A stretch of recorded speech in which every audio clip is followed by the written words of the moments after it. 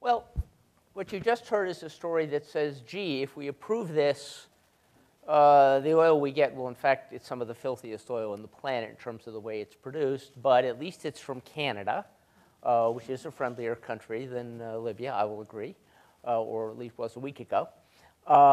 And it'll be more secure because it's next door. The only problem is that would be true if we were going to import more tar sands oil into the United States and keep it here, but we're not. This is really an export pipeline. It's not really an import pipeline. The United States is going to be used as a transit zone and a refining zone.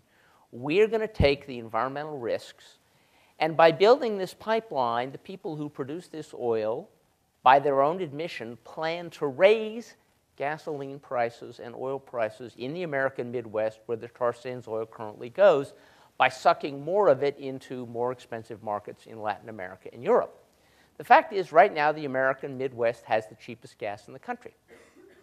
And it has the cheapest gas because it has access to just about as much tar sands oil as it needs with present pipelines. The American Midwest does not need a lot more tar sands oil. The demand is not there. Nor is the demand there in Texas and on the Gulf Coast. Those are actually America's great oil-producing regions. This is a little bit like carrying coals to Newcastle. But they're not going to stay in Newcastle. What's going to happen with this oil is it will be shipped to refineries in Texas. It will be refined into diesel, some gasoline, some jet fuel, and a large part, perhaps all, of that diesel, jet fuel, and gasoline will be exported to Europe and Latin America.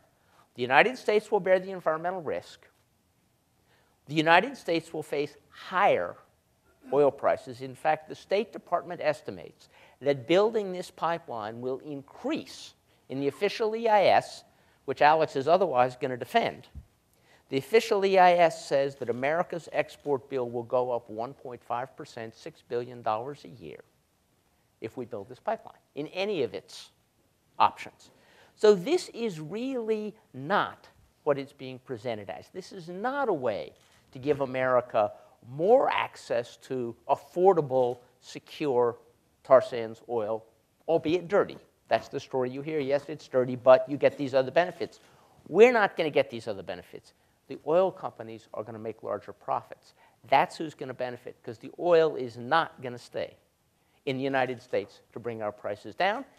They are very clear about the fact that they think prices in the Midwest for oil are too low. They don't like the fact that we're not right now paying OPEC prices for oil in the Midwest. We are on the coasts, because on the coasts, the oil that comes here is OPEC can manipulate its price. OPEC is not able to manipulate the price in the American Midwest, and that's what they're trying to change.